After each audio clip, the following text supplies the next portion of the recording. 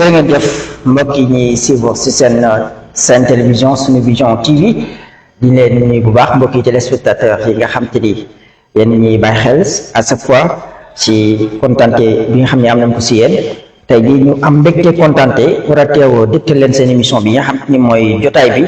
am fi gan gu mag nag gan goo xam te ni suñu ko waxee mën nañu wax ne miin nañ ko lool ci mbirum social mu daal di nekk ki nga xam te ni mooy Demba Diouf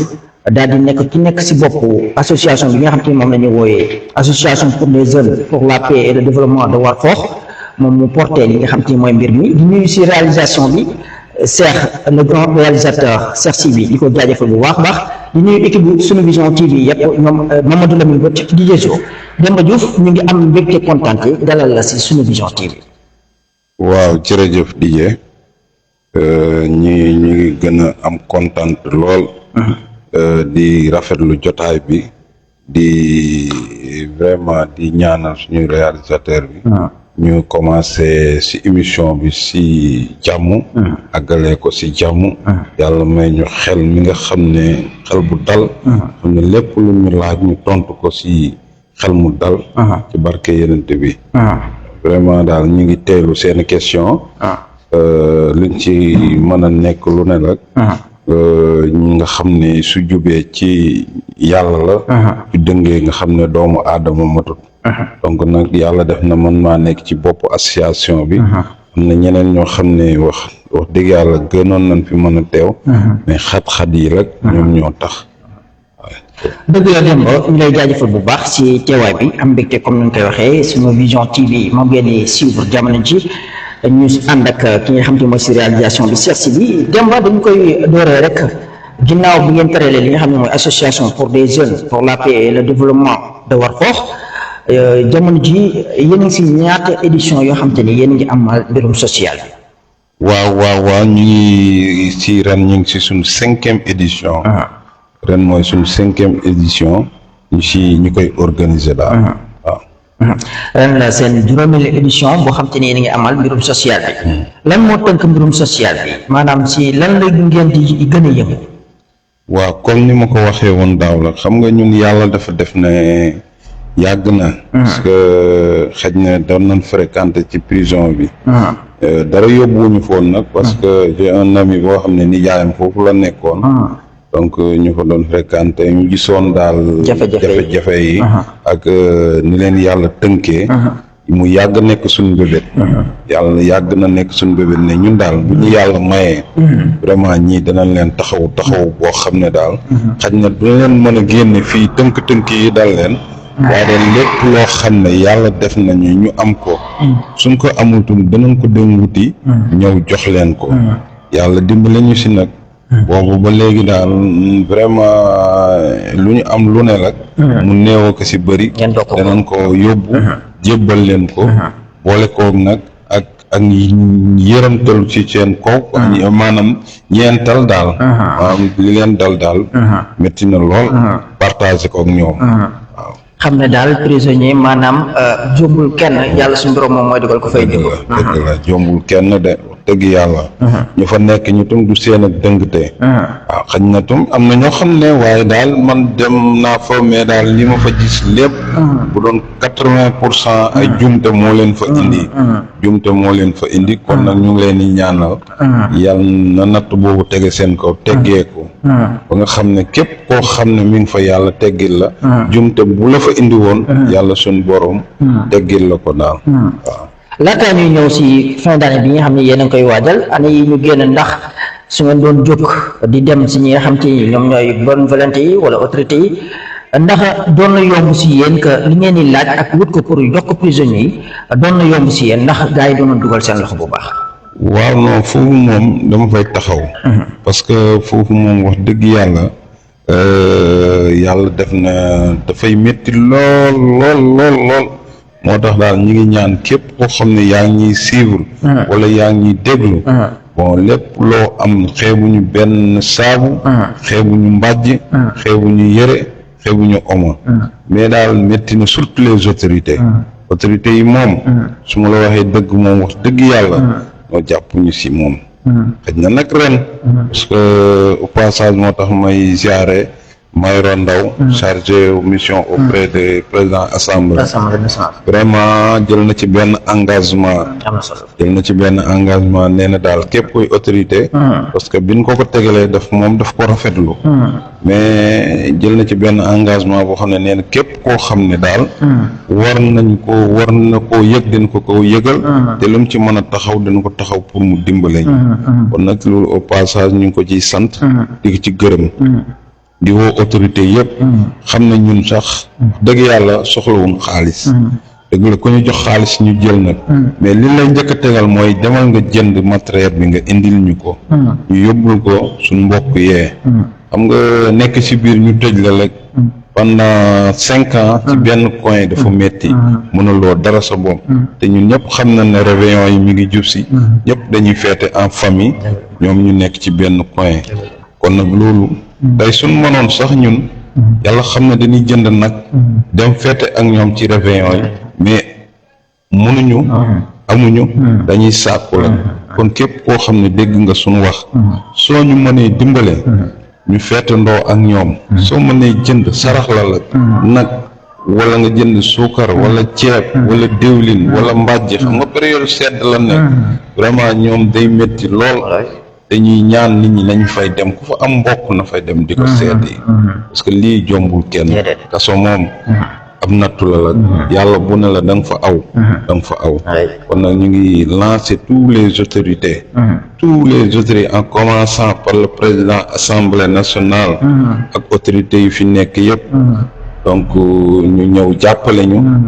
ñëw jàppale ñu xam ne lii ñuy def ñun ñoom lañ koy defal parce que état moo ko waroon a def mais xalam ko dajut suuf xaj na nag suñ demee ba ci biir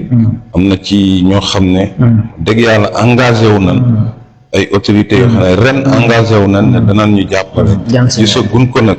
mais xaj na buñ demee ci digg bi émission bi danañ si ñëw daal Demba loolu am na solo comme ni nga ko waxee état bi sax moo si waroon a def ay tànkam yoo xam te ni prisonniers di leen gëstu comme ni nga ko waxee fin d'année bi ñu bari dañu bëgg a féete en famille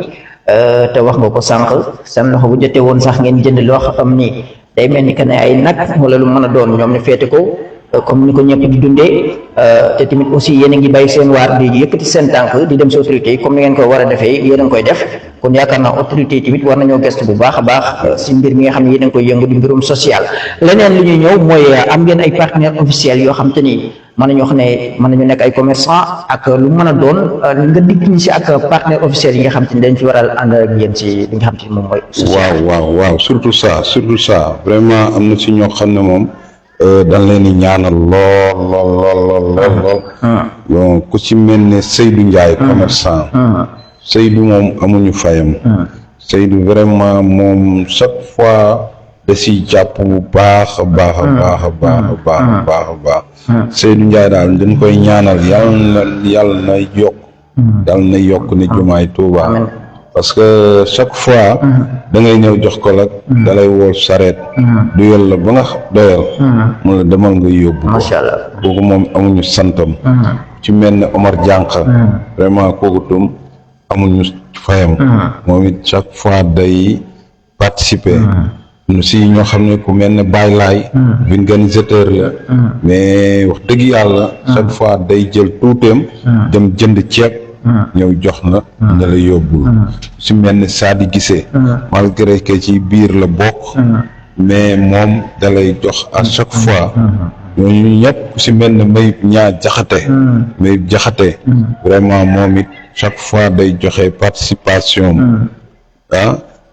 ku mel ne on dit Birahim Leru Fall ñu koy wax Mbiida kooku tum macha allah chaque fois day jënd ay daara alimentaire jox ñu ne ñu yóbbu leen donc ñooñu ñëpp daal dañ leen di ñaanal bu baax mel na adjudant Boucar Ñaan kooku moom amuñu fayam kooku vraiment moom it nit ku baax di doomu daara adjudant Boucar Ñaan vraiment ku baax a baax mi ngi noonu moom it da siy jàpp bu baax te moom it ñu ngi ko ci woo bu baax ren te moom depuis boobu ba léegi da ciy def bu baax ak dooleem mel ne Ablaye Mbacke Ngom président ASC Daara moom it daana da ciy def dooleem mais kenn du nag inspecteur Aline Badara Guissé ki nga xam ne moom moo jiite prison bu Linguère moo jiite Louga Saint-Louis moom mooy inspecteur régional kooku sax mën naa ne mën nañ koo bañ a gërëm parce que moom la ñuy defal comme que yàlla dafa def lépp luy prison ci région de Saint-Louis ak région de Diourbel na asafra région de Saint-Louis moom moo ko jiite kooku tum vraiment da siy jàpp bu baax a baax a baax a baax a baax a baax a baax moom it chaque fois daf ñuy yomb ñu am accès ak prisonniers yi ak garde pénitentiaire yi ñu en passant ñu ngi gërëm chef Ndiaye bi nga xam ne moo yore social ci prison bi moom it daf ñuy faciliter lépp diggante ñun ak administration bi waaw jërëjëf Demba loolu am na solo si ñi nga xam te ni cité nga leen nekk ay partenariat officiel yoo xam te ni à chaque fois ñu ngi leen di accompagner si mbir mi yaakaar naa comme ni nga ko waxee léegi tey ngeen door mbir mi ndax yaakaar naa fekk le 15 décembre bi war ngeen a xool li nga xam ne mooy collectif bi pour mën a fexe jéem a xool mbir mi naka ngeen koy dooree pour dugg si ñi nga xam te ni ñooy autorités yi commerçant yi ak ñëpp ñi nga xam ne ay bonne volonté lañ mën a yëkkati ku si nekk ak li nga tolloog mën ko def laata ngeen di leen di jébal fekk fin d'année bi ñi nga xam ne ñooy prisonniers yi ak mag bu Linguère waaye tamit ak ñi nga xam te ne ay néew di dool leen daaw comme ni nga ko waxee woon am na ñoo xam te ni jox ngeen leen ay xewal yu baax si ñoom parce que foofu tam dama fay ñëw parce que bu ñu yàlla defee ñu collecté ba pare buñ génnelee prison bi dañuy xool ay famille diminuées ñooñu itam dañ leen dimbale daaw joxoon na leen ku ne un sac de riz ak 5 litres d'huile donc foofu tam dañ ciy taxaw vraiment ñu ngi ñaan yàlla ren ñu dimbale comme daaw dimbale woon nañ 10 familles ren buñ mënti dimbale 15 buñ mënti dimbale 20 dimbale 15 ci remerciement yi nga may ma tuuti dama fàtte woon ku mel ne Banna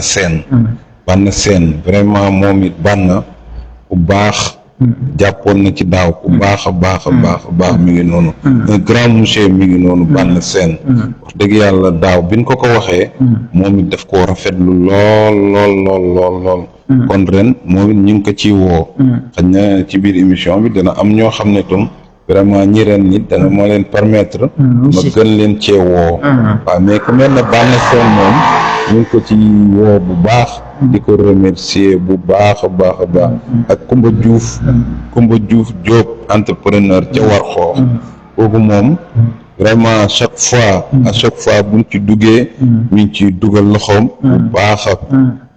a baax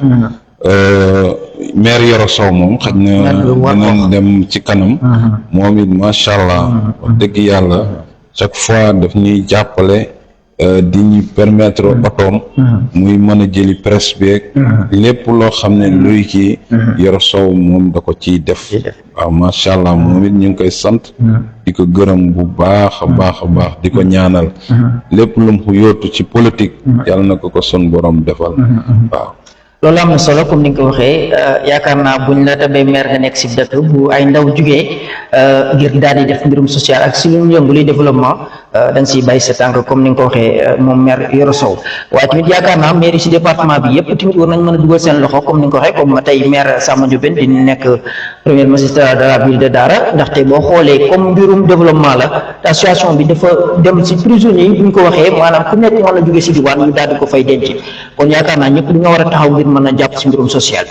waaw li nga wax li dëgg la parce que Samba Ndiobène yàlla def na ne man xam naa ko bu baax suma waay la mais man pour ma am accès si moom yombul parce que trois ans defe naa am na si boo xam ne waxtaan nañ ci maag moom mu ne bu jotatee wax ma ko musuma ko xoon a xamee nii mais wax dëgg yàlla daaw bind nañ ko lettre mais gisuñu réaction daaw jéeg am la même chose ren nag binduñu ko mais yàlla def na defar dugal nañ ko ci publicité bi parce que mënuñu def fii dara ci département bi te boolewuñ ko ci xëy na bu déggee suñu wax ñu xam ne ñu ngi ko ciy woo bu baax a baax te ñoom ñun xam nañ ne wax dëgg yàlla nitu social la parce que ñun ñi am na fu ñu aw ak moom personnellement kon kuy aw nit ci personnellement nii ci jaar-jaar yu baax kon suñu la wooyee ci lu mel nii xaj na da cee jotagut mais man maa ngi ko ci woo bu baax a baax ci woo ku mel ni Chérif Ndiaye.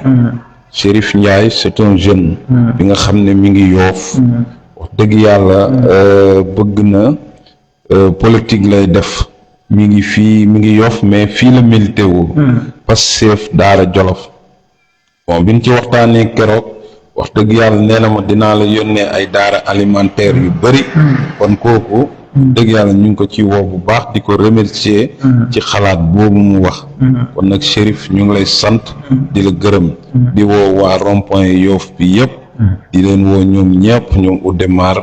ñoom Mayro ñoom ñëpp xeebuñu dara xeebuñu saako ceeb xeebuñu bidon diw xeebuñu saabu yi daal suñuy frère lañ koy jox ñoom lañ koy yóbbul di ñaan yàlla kun ko si jox ren déwén yàlla bu mu la fa fekk waaw loolu daal moom macha allah ñu ngi ko ci woo moom bu baax moom Chérif kon nag Chérif ñu ngi la ci woo bu baax di grand responsable Pastef à Daara Jolof waaw yaakaar naa loolu am na solo ñu nga woo waaye man tamit dinaa sax mën a woo ndaxte ku ci mel ni honorable Ndeye Fatou Guissé dañoo gis ne day def mbirum social yaakaar naa moom maa koy wol sama bopp waaye tamit ngeen jéem fa dox ngir mën fa àggee ak ki nga xam ne mooy Idrissa Samb di administrateur fonds de garantie automobile ñoom ñu gis ñu yëngatu si wàllu social si département bi kon yaakaar naa war nañoo mën a def si mbir ñu ni mel nga xam te ne si ngeen yëngu di wàllu social yi nga xam te ne yéen a ngi koy def chaque année. waaw dëgg la Idrissa Samb man suma xarit la ñoo bokkoon classe mais yàlla def na woo naa ko mais mënuma ko jot moom Ndeye Fatou Guissé toog naa ak moom waxtaanoon nañ ci def naa ci deuxième édition bi xaw ma troisième édition bi bon suma tante la suma lépp la dëgg yàlla mais nag ñun dañu fekk ne ñun ni ñuy doxee mooy comme suñu ñëwee ci yow ñëwaat ci yow bon dañuy jàpp ne affaire bi intéressé wu la waaw ñun loolu rek la ñuy jàpp parce que ñun dañuy dox di dem la donte suñ amoon juróomi paquet saabutum moom la ñuy yóbbu parce que joxe ci xol la gis nan mi ngi def ay social yu baax wax dëgg yàlla moom it ñu ngi ko ci woo suñu mënee jàppale suñu yumpaañ la lépp lu ñuy def lu ne moom la ñuy jàppale Idrissa Samb nag vraiment moom it xañ ne ñàkk koo bañ a jot bon yow it ñu ngi la koy sas vraiment nga participer loolu wax dëgg yàlla lépp lu ñu mën a jàppalee rek ñu jàppalee ñu ko mais Mayoro moom vraiment liste bi mi ngi nii suma téléphone ñoom ñëpp Idrissa Samb mi ngi ci woon Matar Ba mi ngi ci woon mais du kenn nag docteur Bouna waaw docteur Bouna Ndaw vraiment docteur Bouna moom mënuñu ko fay moom parce que docteur Bouna moom au lieu que ñun ñu daw wuti ko moom moo ñu wut si parce que daaw bi affaire bi jàllee bon daf ko seetaan journal mu ko seetaanee journal mu nekk mu rafetlu ko lool mu gis ñu mu ne ñu lii bu amatee naa ko yëg donc bi ñu jàppee affaire bi ñu waxtaan ceeg moom ñu ci waxtaaneeg moom mu ne ñu lépp loo xam ne mën na ko ci dana ko ci def kon docteur Bouna dama bëgg ndaw la day politique ne ko daara gépp jàppale te xam ne ku baax la gis nga man lu laa gëm ci autorité boo gisee nit ndaw muy def lu baax da ngay ñëw ci moom nga wax ko nga ne ko lii lu baax la vraiment dinaa ñëw teg leen loxo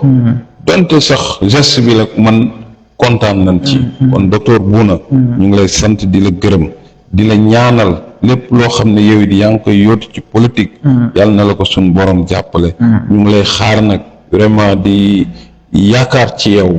di xaar sa ndimbal di gërëmtum ku mel ne Mayoro Ndaw chargé de mission El Hadj Malick Ndiaye président assemblée parce que Mayoro tam li ma la wax ci docteur Bouna Mayoro moom moo déglu affaire bi ne ma wax dëgg yàlla war nañ leen a jàppale lii ngeen di def nii ñun ngeen di jàppale ñun les autorités parce que lii lépp ñun la waroon kon Mayoro ñu ngi lay sant di la gërëm di gërëm nag les amis de Colobane ku mel ne Cheikh Ndiaye Modou Seck moom moo koy dox moom Cheikh moom mooy def ñoom Cheikh Ndiaye dana dem si ñoom ñëpp ñu nekk Colobane lépp luy fëgg jaay lu dugg ci biir prison bi Modou Seck moo koy dox dem yóbbu ko ci indil ñu ko ñu jël ko yóbbu ko parce que boo xoolee daaw def naa may nañ fa ñaari bal xaw ma ñetti bal te bal yu cher bal yu si nekk mu jarut 100,000 ëpp na ko ñu jël ko yóbbul leen ko di gërëmtum ku si mel ne Talla Diouf sama grand frère la moom im dégloo affaire bi ba tey noppalu ko Talla Diouf mu ngay bind autorité bu mu xam mu ngi koy bind di solliciter kon Talla ñu ngi lay sant di la gërëm vraiment moom dafa voyagé woon sax mais maanaam mën naa ne la mbir mee tax mu ñëw mais dafa voyagé woon dafa mujj dagg voyage am pour ñëw rek di jënti affaire bi kon kooku Talla grand frère amuñu sa fay ñu ngi lay sant di la gërëm bon peut-être xëy na ñeneen sama mémoire bi moom ci mais ñu lay jàppale dañu xaw a bëri dëgg la macha allah loolu am na solo yaakaar naa comme ni nga ko waxee ñi nga xam te ni tudd nga leen ñett dañoo war a def comme ni ñoom ndaxte ba si chef de quartier yi nga xam ne sax ñoom ñoo nekk si dëkk yi war nañoo mën a dugal seen loxo ku si nekk même woo population bi woo askanam ku si nekk li nga xam ne mën nga koo joxe ndax yaakaar naa mbir muy xeebuwul mooy saabu loo mën a am mën nga koo joxe ngir ñu daal di koy jotale ñi nga xam te ni ñoom ñoo koy yelloo comme ni nga ko waxee sànq waaye tamit ndax est-ce que yéen ak ngeen ci maire bu Linguère Aliou Ndiaye waxtaan ak moom wala an yi passé yëpp yéen a ngi doon dox seen waaw mooy comme ni la wax la 2 ans yi nañu si dox mais wax dëgg yàlla politiciens yi pour nga am accès si ñoom yombul politiciens yi moom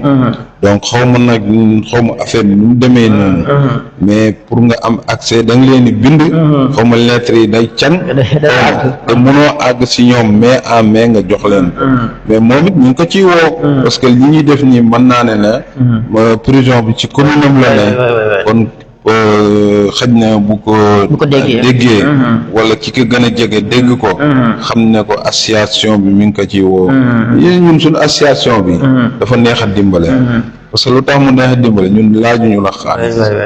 ñun bu la neexee nga dem jënd benn pakatu saabu soo ñu ko joxee la lu rëy la si ñun soo ñu joxee ceeb lu rëy la si ñun soo ñu joxee omo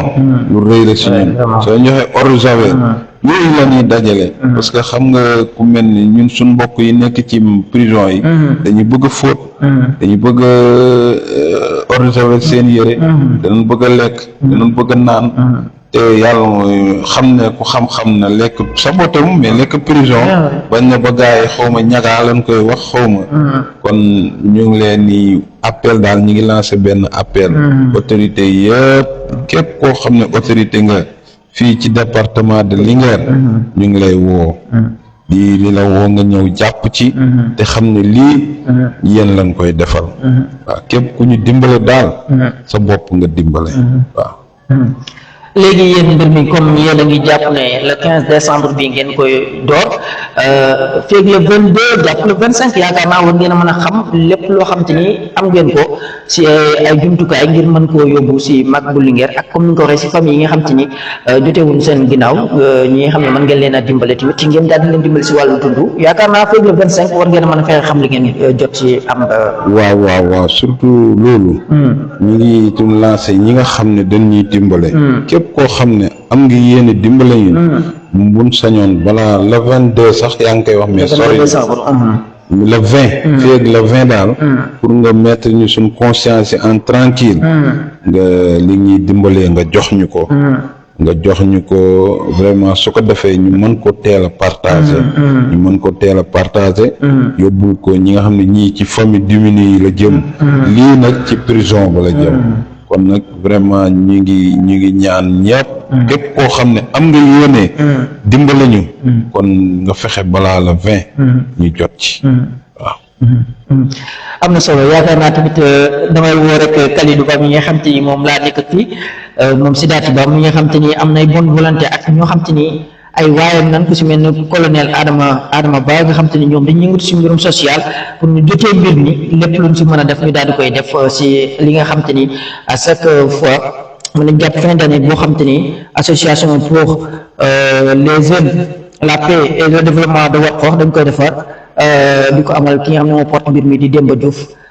yaakaar naa yéen a ngi woo ñëpp sànq yaa ngi doon wax tamit aussi comme ñi nga xam te ni desoon nañ ci partenaires yi nga xam te ni ay partenaires officiels la ñi nga xam ne bëgg nga leen a lim waaye tamit woo leen ñu bàyyi la nga woo leen ngir ñu mën a jàpp si mbir mi. waaw DJ foofu tamit dinaa fa taxaw parce que colonel boobu ngay wax. wax dëgg yàlla wax nañ ñu ko. wax nañ ñu ko ne ñu dem leen ngeen seeti ko. mais xam nga buntu tum kër goo gis am na buntu boo war a aw. kon wax dëgg yàlla ñu ngi lancé appel Kalidou. macha allah comme yàlla def na am na ak relation ak moom. su ko mënee jottali mu dimbale ñu baax na. suñu mënee boole ak moom. wax dëgg yàlla te ñu ngi ko ci xaar. wax dëgg yàlla bëgg nañ ko gis. wala ñu gisal ñu ko. ñun moom c'est pas personnel ñun personnalisé wuñ débat bi. du question bëgg a toog ak moom ñun lenn la lan soxla ci moom dimbalam. soit que ñu toog ak moom sawa su amee intermédiaire tum ba xam ne mën nañoo dimbale baax na mais ñun nekkuñu ñi ñoo xam ne dañuy topp nit pour bëgg ko gis wala ñun suñ affaire non ñun suñ affaire personnalisé wuñ parce que man ñii di wax ak yow yàlla xam na ne fukki dërëm du mu bañ naa ko ba boo ma naree jox xaalis sax dama lay wax ne la demal nga jënd ko xam nga mbir moo gis tum am na organisation am na ñoo xam ne nag loo xam ne dinañ ko dindi mais souvent sax lu ñuy organiser ñun ñoo koy cotiser su suñ biir lépp di gërëm suñu waajitum DJ Sow dëgg yàlla da ci sonn moom mën naa ko mook saa di gisee mën naa ne léegi ci association bi lan bokk parce que yu bëri dañ ñu koy defal social nii xam nga macha allah kon Kalidou ñu ngay ñaan vraiment soo ko mënee ñu dimbale colonel daal wax dëgg yàlla ñu ngi ko ci xaar waaw di ci wootum ku mel ne Amici Diagne vraiment kooku femme de développement la moo jiite ko fi daf vraiment kooku moom it macha allah ñu ngi ko ci woo bu baax a baax a baax a baax a baax di ci woo ku mel ne Mor Diouf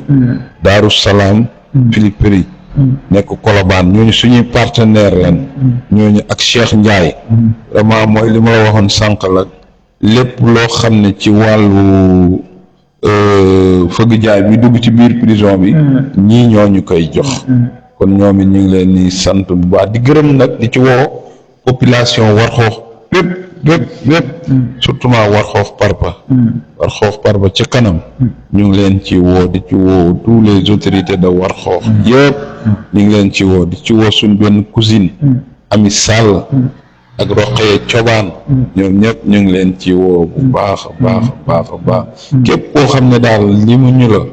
te nga am fas yéene ñoo dimbale ñu ngi la ci woo bu baax te xam ne xalanku dajul suuf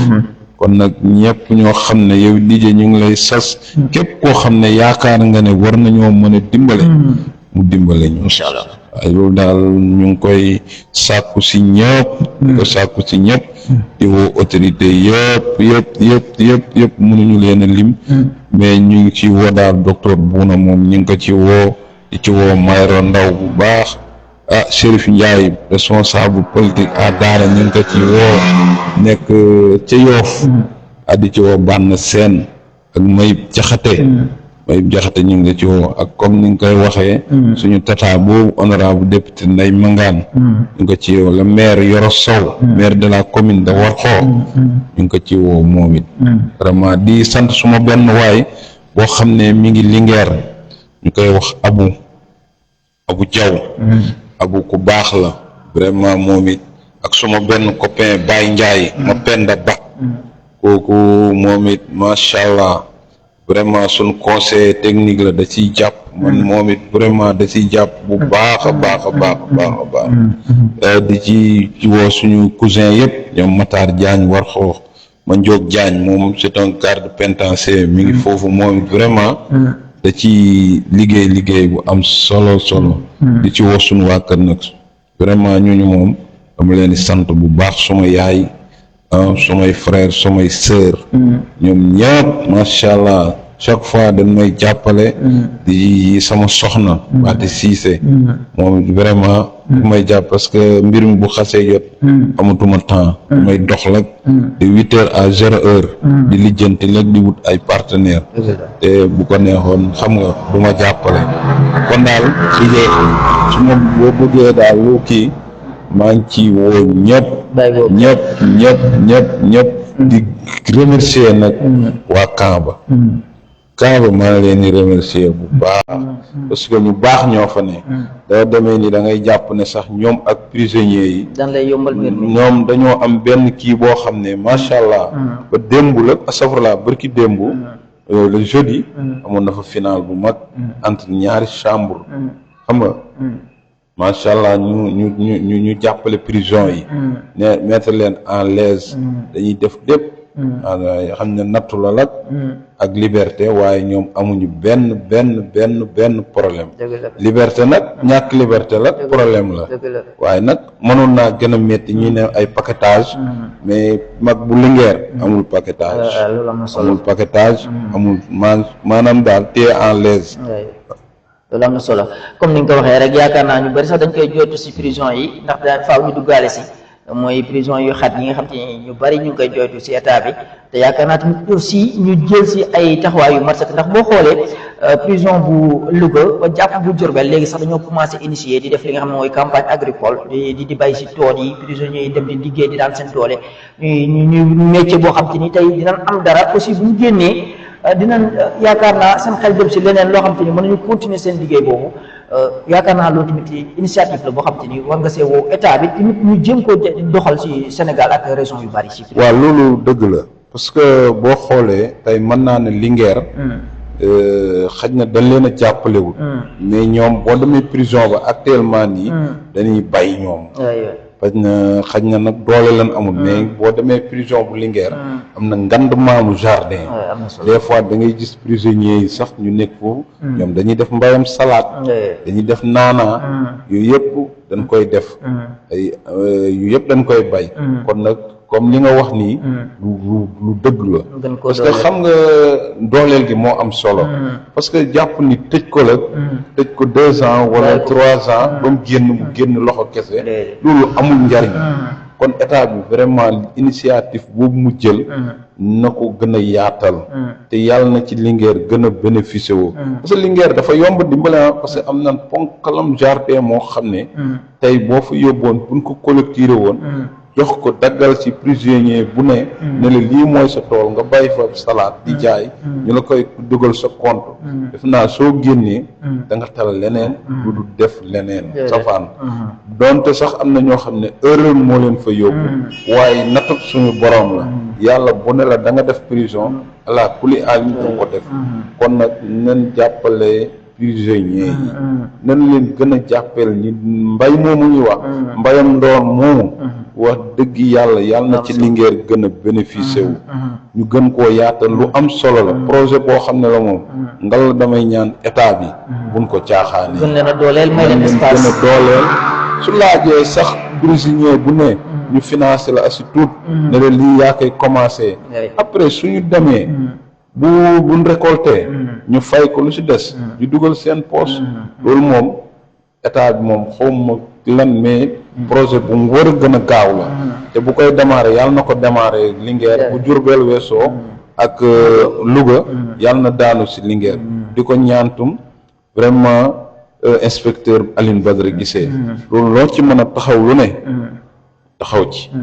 inspecteur vraiment ku jàppale prison bi parce que boo demee tey prison Linguère changé na ko macha allah yokk na defaraat na parce que bu njëkk prisonniers yi ñoo doon togg mais léegi dañ leen a jëlal ay jigéen xaw fan moo lekkul lekk gu neex moom mais Linguère moom macha allah parce que jëlal nañ leen ay jigéen ñu leen di toggal togg gu neex togg hygiène bu baax ñuy lekk lu neex waaw xëy na daal tum bëgg naa insister fenn ci côté matelas yi tum ngalla ko may dégg képp ku ci mën a def volonté matelas yi na si jàpp neen jàpp ci matelas yi vraiment jàpp leen ci matelas yi ak mbàjj instant bi sedd na lool métti na de gars yi jaamu yàlla yi na leen jaamu ci prison yi waaye ngalal na leen si jaamu képp ku ci def sa ñaq yàlla na la yàlla fay yokkate rek yàlla na la yàlla fay vraiment ñu ngi ci watum ku mel ne Khadim Cissé entrepreneur Khadim vraiment yow moom dañ la ci woo bu baax parce que lu baax la nga xam. Khadim Cissé fii la dëkk di doomu daara. waaw di def lu baax. di wax lu baax. inspecteur Ndaw impôt et domaine xamuñu ko. mais ñi ngi dégg ay baaxam. Mamadou Ndaw kon yow it vraiment ñu ngi la ci woo bu baax a baax. waaw ñun ñëpp daal ñu leen say siis honorable député say Cissé moom ci commune de Warxoox la bokk. kon war na jàppale association bokk ci département de Linguère. kon vraiment moom it bu ñu def mu teg ko sa assemblée comme. waaw surtout prisonniers yi démb maa ngi xam nga man vraiment dama leen ni maa ngi déglu ministre de la justice. maa ngi ko doon seetaan xam nga démb xam barki démb la doon jàll. lépp wax dëgg yàlla déglu mu dafa après dama xawoon a jàpp nag. bon avant say Cissé di jël mais say Cissé dama koy suivre. parce que moom mi ngi kaasal département Linguère. xaj na keroog déglu ma ko mais mën naa ne am. kaasal na ci. mais prison bu Linguère moom vraiment. ñu ngi gërëm inspecteur Aline Badara Guissé. di koy wax ba du ndaw. kooku daal macha allah man ni ma gisee muy changé xar-xaru mag bi. prison bi. mi ngi changé bu baax. kon nag autorité yi. na ngeen ko gën a jàppale. dañ leen gën a jàppale. waaw. am na solo Demba xam naa laataa ñuy yëkkati jotaay bi sax suñu mbokku presse bi tamit faaw ñu woo leen si ndax boo xoolee dinañ si woo Doudou Thiam ñoom ñi nga xam ne dañoo teewal ay presse yu mag yoo xam te ni ñu ngi si département bi aussi faaw ñuy jéem a fexe ba mbir mi dem fi nga xam te ni tey xam nga presse fu mën a dem kàddu wala jóg rek jotewu ko maanaam ñoom seen kàddu mën a àgg fu nekk ba autorité yi bonne volonté yi ñoom it ñu jéem a xam mbir mi ak chaque fois boo xam te ni li nga xam ne mbirum social mu am solo bi ñuy def ñu gën koo mën a siiwal ba ñooñu jël seen mbir daal di koy def si li nga xam te ni moom mooy mbirum social bi nga xam te ni fin d'année bu nekk yéen a ngi koy def ku si mel ni tamit Maodo Thiam ñoom DJ Jo comme ni nga ko waxee sànq dem na ba nga xam te ni man nga ne si association bi la bokk ndax lépp loo xam te ni war na rek si association bi ñu ngi siy taxaw bu baax a baax mbirum social mi yaakaar naa lu am solo la dañ lay bàyyi rek laataa sa dernier mot nga daal di ñëwaat ci ñi nga xam te ni fekk le 20 comme ni nga ko waxee ñu mën a fexee dugal seen loxo ba tey ngeen waajal mbir mi ba li ngeen si amoon daaw si réussite ren ngeen am yokkute bu ëpp boobu ak famille yi nga xam ne dimbaleen woon ngeen leen tamit yokkute gën see am Demba. waaw DJ waaw ñun de vraiment comme ni nga ko waxee presse bi dañ leen di sant. dañ leen di sant yéen ñëpp amuñu seen fay. parce que mën naa surtout Daara FM gii. mën naa ne bu mbir mi commencé te ñëpp xam ne rajo ni muy doxee dafa metti mais yàlla day def ne émission yu ñu fi am yëpp gratuite lay doon. ñoom vraiment ñoom it mën naa ne suñ partenaire officiel. ñoom dañ leen di ñaanal yàlla na rajo bi dem ba am télévision. ñoom jàppale nañ ñu bépp suñ kàddu àggul. ñu fay àggale. émission yi fii am yëpp di ci mel ni almaam yi. suñu grand boobu. ku baax ku bëgg nit. da koy jàllale. Zo waxi nopp. Samba Xari waxi nopp. kon nag li nga wax li dëgg la. kon presse bi yëpp ñu ngi leen di woo ci cérémonie bi. daaw yàlla defoon na RFM dala nekkoon na fa. ak TFM. ak ay site yu fa nekkoon. ren nag ñu ngi ñaan ñëpp yéen seen site bi daaw nekku fa woon. mais ñu ngi leen ci invité. dinañ fexetum nu waa Walfadjri ñëw comme Duudu nag moom ku baax la. dëgg yàlla daaw yàlla dafa def mu am benn programme mu xaw a tombé. mais daf na ma woon comme Mamadou Moustapha mi ngi ñëw. bu jëlee image yi la après man danañ ko partagé. loolu moom yàlla moo dogaloon loolu daaw. kon nag ren ñu ngi ciy ñaan ñëpp. presse bi yëpp nañ ñëw. nu mu gën a yaatoo bu ko defee déwén. mu àggaat. xam nga ren am na ñoo xam ne ci télévision lañ ko seetaan. intéressé wu. mooy comme ku ma la wax docteur Bouna Ndaw nga da ko seetaan ñëw wut si ñu. kon kooku ku baax la moom it. kon ñu ngi ñaanaat ren bu ko presse bi génnee. mu àgg ba ci président de la république sax. mu xam ne kon prison Linguère. loolu jara dimbali la. ngi def mbir mu am solo. waaw kon daal ñu ngi ci woo presse bépp. amuñ ci presse écrit bi. rajo yi. télévision yi ñëpp ñu ngi leen ci woo képp koo xam ne daal suñu kàddu àggut ci yow ñu ngi la ci woo te dinañ fexe ba gisee ak yow invité la journée boobu si kàttanu yàlla. merci beaucoup Demba ñu bàyyi rek nga joxe sa dernier mot ak woote bi ngay woote waat rek si li nga xam te mooy mbirum social bi yow mi nga xam te ni yaa jiite association pour des jeunes pour la paix et le développement de Warxoox nga daal di yëkkati kàddu yu mujj ak tàggatoo. waaw ngërëm bi ak woote bi yow kenn du la si njëkk. dëgg yàlla rëccu moom li ma jo doon boole yow. parce que ku baax nga. ku dal nga. di gërëm technicien bi. Cheikh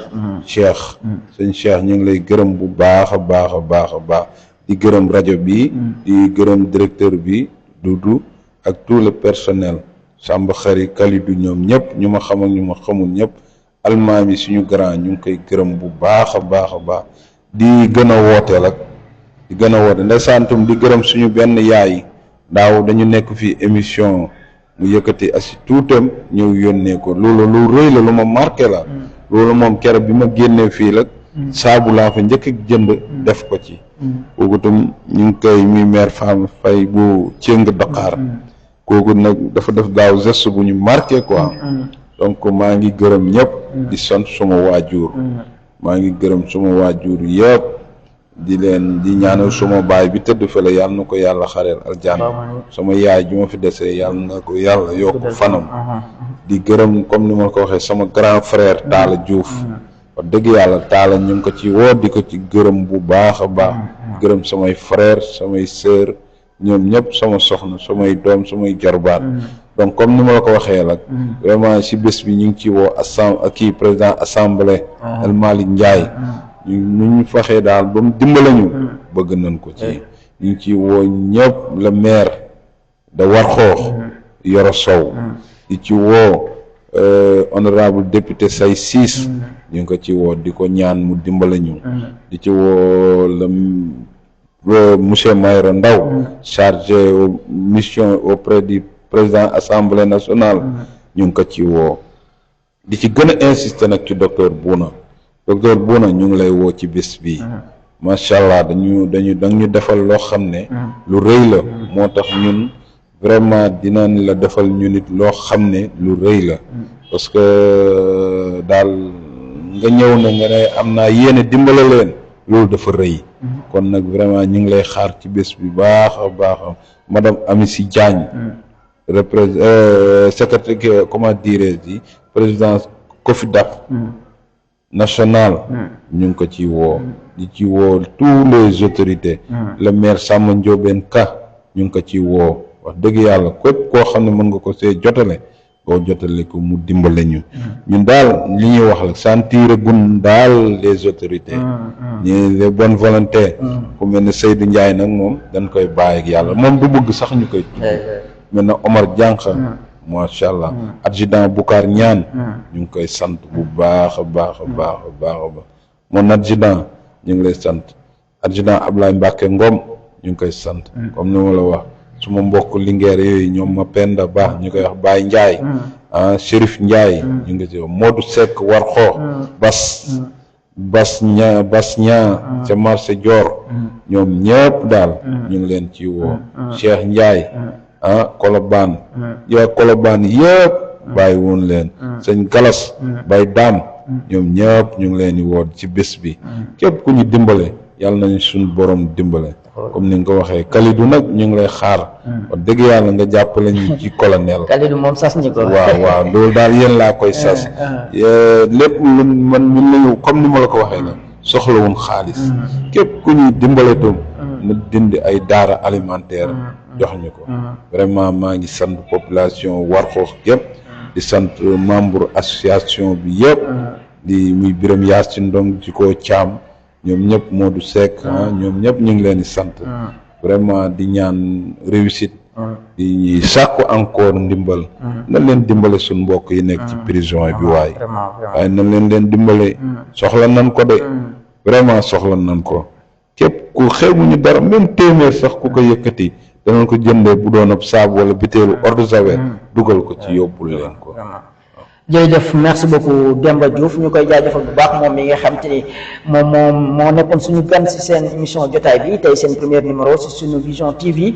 moom mi nga xam te ni moom moo jiite association pour les jeunes pour la paix et le développement de Warkokh di yëngatu si mbirum social chaque année bii di 5e édition boo xam te ni ñu ngi koy amal li jëm si mag bu Linguère prisonniers yi ak ay famille yoo xam te ni mën nañu ne jotuñ seen ginnaaw ñu leen di dimbale di woo autorité yeeg ak population bi yëpp waaye tamit di woo mairie département bi yëpp ak ñi nga xam ñooy commerçant yi bàyyi ñu kenn koo xam te ni war nga mën a yëkkati sa mbir rek daal di ko si def si mbirum social ñi nga xam te ni ñu ngi koy waajal fekk le 22 comme ni mu ko waxee ñu mën a fexe ba lépp loo xam te ni xayma nañ ko si li mu toll ñu daal di mën a fexe ba jébbal ko mag bu Linguère ñi nga xam te ni ñooy prisonniers yi waaye tamit ak famille yi nga xam te ni daaw joxoon na leen ay ndimbal xewal yu am solo ñu mën koo yokku ren ji si atum 2026 bi nga xam te ni moom la ñu waaj a dugg waaye tamit di jaajëfal bu baax a baax Cheikh mi nga xam ne moo nekkoon si réalisation bi di nuyu équipe bu suñu Vision TV yëpp Mamadou Lamine Mbodj ak Ibrahima Ndiaye leen jaajëfal jox leen di dajee ba beneen yoon si seen émission jotaay bi jërë ngeen jëf